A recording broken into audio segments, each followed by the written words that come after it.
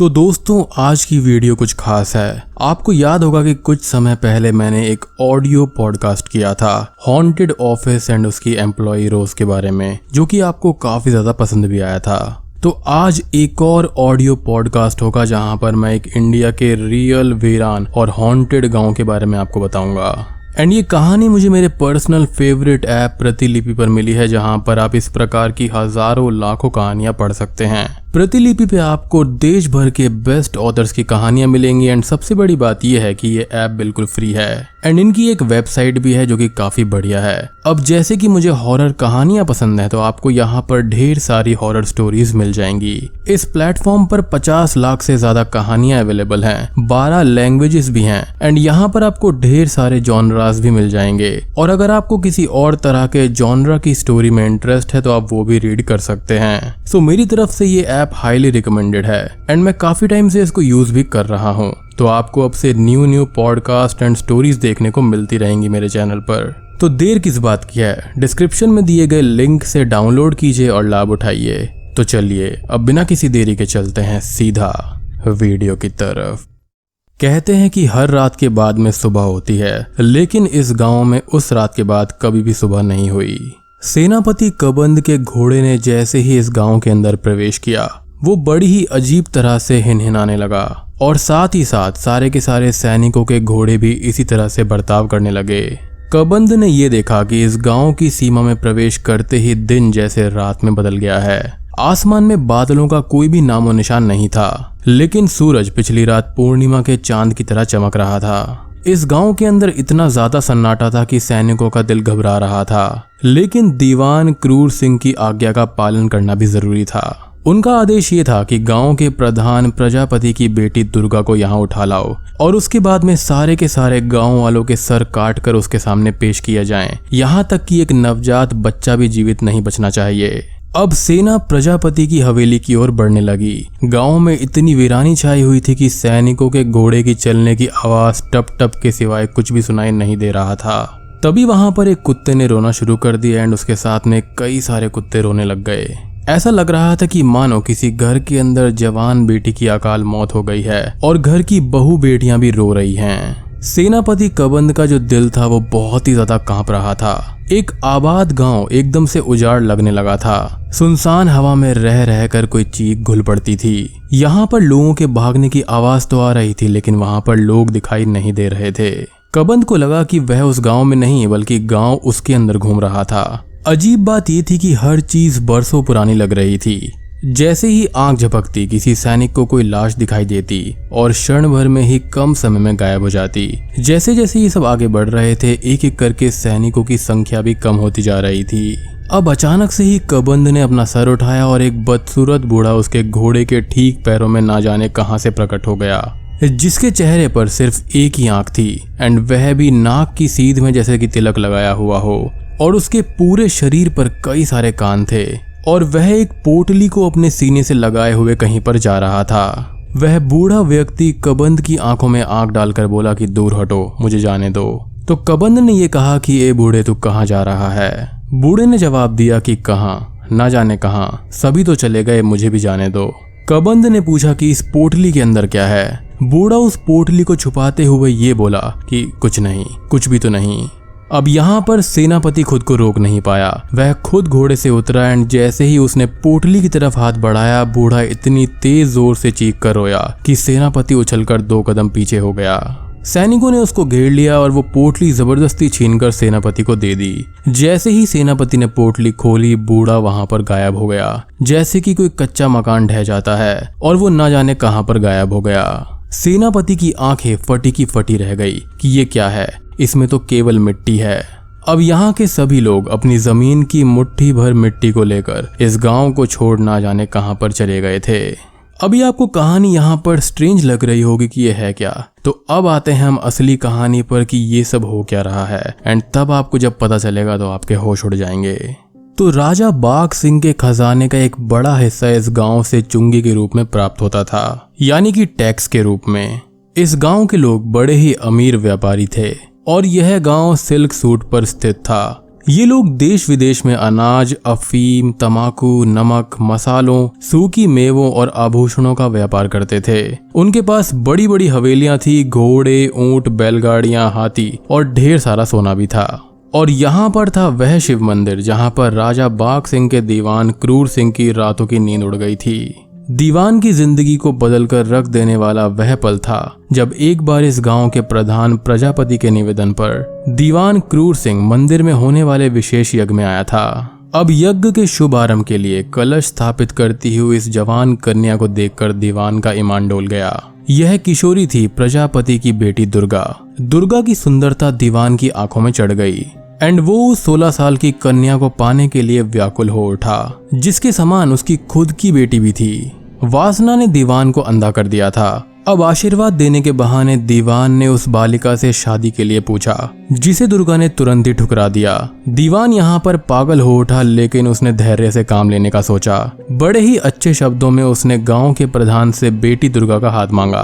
प्रजापति ने अपनी पगड़ी दीवान के चरणों में रखते हुए ये कहा कि हुकुम, आप हमारी जान मांग लीजिए, हम देने में संकोच नहीं करेंगे।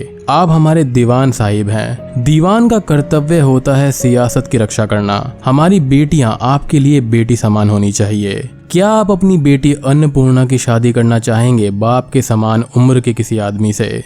अब यहाँ पर दीवान बिल्कुल ही तिलमिला उठा।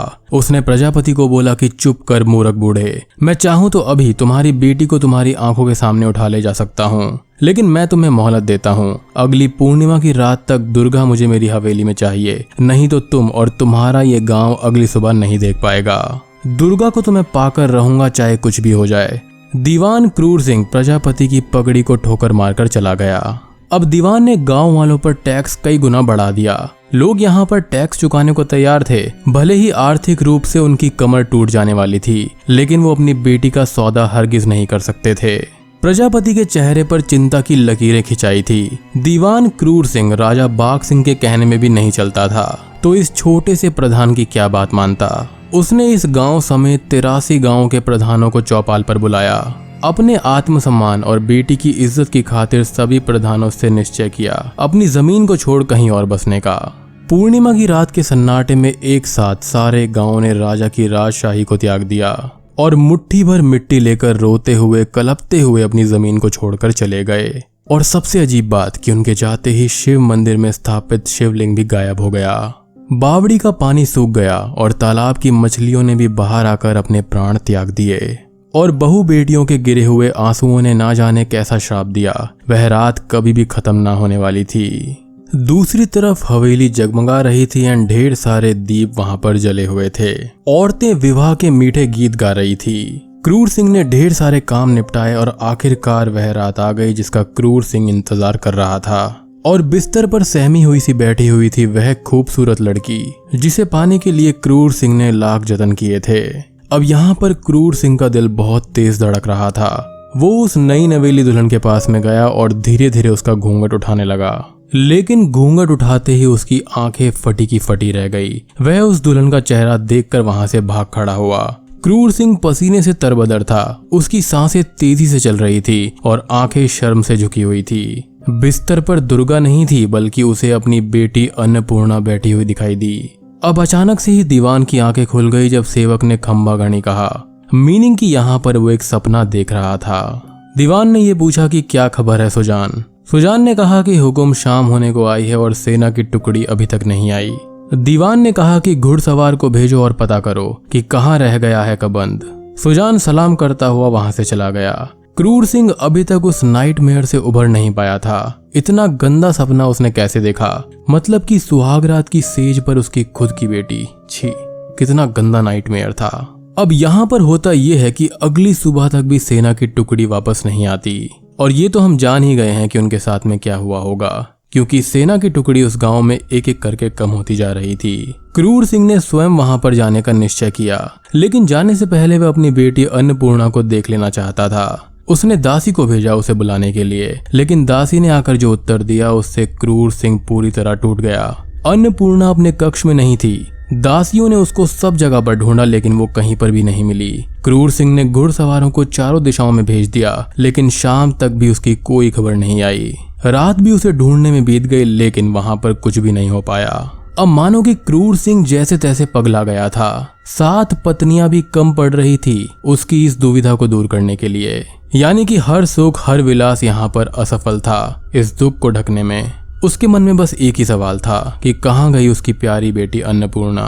मतलब कि आकाश खा गया या फिर धरती निगल गई। अब यहाँ पर सभी ने हिम्मत हार ली। अन्नपूर्णा का कोई भी नामो निशान नहीं मिल रहा था। आखिर में क्रूर सिंह अपने उस गुरु की शरण में जाता है जिसे उसने अपनी हवेली से धक्के मारकर बाहर निकलवा दिया था, केवल इसलिए कि गुरु ने अपने कर्तव्य निभाते हुए उसे सही मार्ग दिखाने की चेष्टा करी थी और सलाह दी थी कि उसे कुंवारी कन्याओं का पीछा छोड़ देना चाहिए। अब बिना बताए हुए ही गुरु व्योमानंद सब कुछ समझ चुके थे।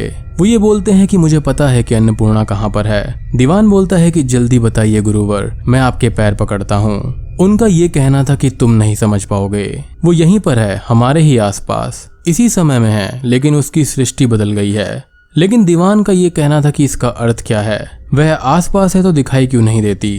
क्या ये सब उन लोगों की वजह से है? क्या ये कोई श्राप है? गुरु का ये कहना था कि हाँ भी और नहीं भी।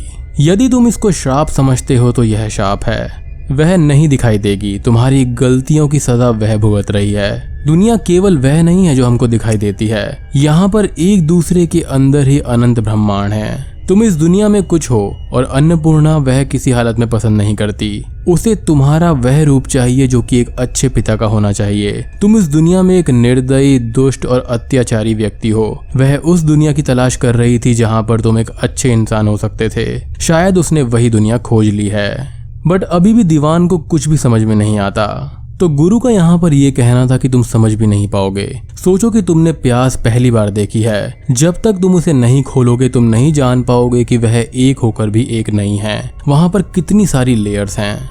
और ठीक इसी तरह से यह सृष्टि है जो कि हमको दिखती है। यह सिर्फ यही नहीं है, इसके अंदर कई सारी परतें हैं, यानी कि लेयर्स हैं। और इस टाइप का कॉन्सेप्ट हम काफी सारी फिल्मों में देख चुके हैं, जैसे कि इंसीडियस मूवी, यानी कि एस्ट्रल प्लेन्स, यानी कि डिफरेंट प्लेन्स होते हैं। और शायद से अन्नपूर्णा ने उनमें से ही किसी प्लेन को चुन लिया है, जहां पर यह हो सकता है कि तुम किसी छोटी बच्ची को वासना भरी नजरों से नहीं देखते। वह खुश हो सकती है उस दुनिया में, हो सकता है वह दुखी भी हो, मगर इस दुनिया में लौटने का उसका कोई भी कारण नजर नहीं आता। बेसिकली यहाँ पर जो अन्नपूर्णा है वो किसी और यूनिवर्स या फिर किसी और प्लेन में चली गई है, जो कि इस श्राप की वजह से हुआ है। अब दीवान पागलों की तरह व्योमानंद की बात सुन रहा था, मगर उसके पल्ले कुछ भी नहीं पड़ता। अब उसको इस हालत में देखकर यहाँ पर गुरु बोलते हैं कि चलो मेरे साथ में आओ। दीवान क्रूर सिंह यहाँ पर उनका पीछा करता है और वो जल्दी ही समझ गया, क्योंकि वो रास्ता उसी गांव की तरफ जा रहा था। अब गांव में एंटर करते ही क्रूर सिंह का सर चकरा गया। गांव से बाहर दिन था, लेकिन गांव के अंदर रात। चांद भी वही है पूर्णमासी का। गांव वीरान होकर भी वीरान नहीं लग रहा था। सभी गांव वाले दीवान के डर से गांव छोड़कर जा चुके थे, लेकिन ऐसा लग रहा था कि कोई साथ चल रहा है। कदम से कदम मिलाते हुए अचानक से किसी के खिलखिलाने की आवाज आती है। कभी प्रतीत होता है कि बच्चे खेल रहे हैं। अब दीवान ने नदी के अंदर देखा तो उसको अन्नपूर्णा की लाश तैरती हुई नजर आई। दीवान भागते हुए नीचे उतरा, लेकिन वहां पर कुछ भी नहीं था। अब वो जाने के लिए वापस मुड़ा, लेकिन उसके सामने वही बूढ़ा खड़ा था जिसकी एक आंख थी एंड नाक के ठीक ऊपर कई सारे कान भी थे। क्रूर सिंह उसको एकटक देखता रहा। सीढ़ियों के ऊपर गुरुदेव व्योमानंद बोले, देखो इसे, ध्यान से देखो। क्रूर सिंह ने बड़े गौर से उस चेहरे को देखा एंड चेहरा कुछ जाना पहचाना लगा। जल्दी ही दीवान के चेहरे से हवाइयां उड़ गईं। वो गुरु से बोलता है कि क्या ये मैं हूँ? गुरु यहाँ पर कुछ भी नहीं बोले, बस मुस्कुरा कर रह गए। और कुछ वक्त के बाद में गुरु ने मौन तोड़ा। हो सकता है तुम्हारा यह रूप अन्नपूर्णा को ज्यादा पसंद हो। इसकी एक आंख और कई सारे कान, ऐसा क्यों? तो इसका भी यहाँ पर एक डीप मीनिंग है दोस्तों। तो यहाँ पर उसकी एक आंख ये बताती है कि उसको सभी की बहन बेटियों को एक ही नजर से देखना चाहिए, जैसे कि वो अपनी बहन और बेटी को देखता है। और कई सारे कान ये बताते हैं कि उसको बहन बेटियों की बातें सुननी चाहिए और उनकी प्रॉब्लम सॉल्व करनी चाहिए। यानी कि यहाँ पर सीक्रेट रिवील हो रहा था। और जल्दी ही वो उस हवेली के बाहर में आ जाते हैं, जहाँ पर व्योमानंद ये कहता है कि यहाँ पर है तुम्हारी बेटी। दीवान ने देखा कि यह तो प्रधान प्रजापति का घर था। क्रूर सिंह ने कई बार पुकारा, बेटी, पुत्री, लाडली, अन्नपूर्णा, और जल्दी ही हवेली का दरवाजा खुला। तेज रोशनी से दीवान की आंखें चौंधिया गई। उसे एक परछाई नजर आई। वो उसकी ओर तेजी से भागा और उसने अपनी बाहें फैला दी कि बेटी, मेरी लाडली पुत्री। परछाई के पास जाते ही उसका मुंह खुला का खुला रह गया, आंखें आंसुओं से भर आई और वो एकदम से अपने घुटनों के बल बैठ गया। उसने कहा कि मुझे माफ कर दो, मुझे माफ कर दो मेरी बेटी। गुरु के होठों पर मुस्कान फैलाई। यह परछाई प्रधान की बेटी दुर्गा की थी, जिसके चरणों में बैठा था क्रूर सिंह, जिसने एक समय में उसके सामने शादी का प्रस्ताव रखा था और उसको वासना भरी नजरों से देखा था। क्रूर सिंह उसके सामने फूट फूट कर रोने लगा और देखते ही देखते वो परछाई गायब हो गई। अब क्रूर सिंह रोते हुए इस गांव से लौटा। वहां पर जो श्राप था वो तो लग चुका था। अन्नपूर्णा तो नहीं मिली, लेकिन उसके दिल का बोझ दुर्गा से माफी मांगने के बाद में उतर गया था। अब जैसे ही उसने गांव को थोड़ा सा पार किया, वहां पर कुछ कदम आगे बढ़ते ही पीछे से किसी ने पुकारा कि पिताजी। उसने खुश होकर पीछे देखा और गांव की सीमा के अंदर दुर्गा खड़ी हुई थी। उसने अपने हाथ फैलाए हुए थे गले लगने के लिए और वह अचानक से ही क्रूर सिंह की ओर भागने लगी। क्रूर सिंह इस चीज को देखता ही रह गया एंड जैसे ही उस गांव की सीमा पार हुई, भागती हुई दुर्गा अन्नपूर्णा में बदल गई। तो दोस्तों, ये थी कुलधारा शापित गांव से जुड़ी हुई एक कहानी, जिसको विनोद कुमार दवे ने लिखा हुआ है और इस कहानी का लिंक भी मैं आपको डिस्क्रिप्शन में दे दूंगा, तो आप जाकर जरूर चेकआउट करना। तो दोस्तों, उम्मीद करता हूँ कि आपको ये पॉडकास्ट पसंद आया होगा और ये कहानी अपने आप में ही इजीली समझने वाली है। तो मैं उम्मीद करता हूँ कि यहाँ पर आपको कोई भी डाउट्स नहीं होंगे और ऐसी ही इंटरेस्टिंग कहानियों को पढ़ने के लिए प्रतिलिपि ऐप को डाउनलोड जरूर करना। Link is in the description. तो वीडियो पसंद आई हो तो लाइक कर देना, चैनल पर नए हैं तो सब्सक्राइब कर दीजिए। तो मैं आप सबको मिलता हूँ अगली वीडियो के साथ में, तब तक के लिए।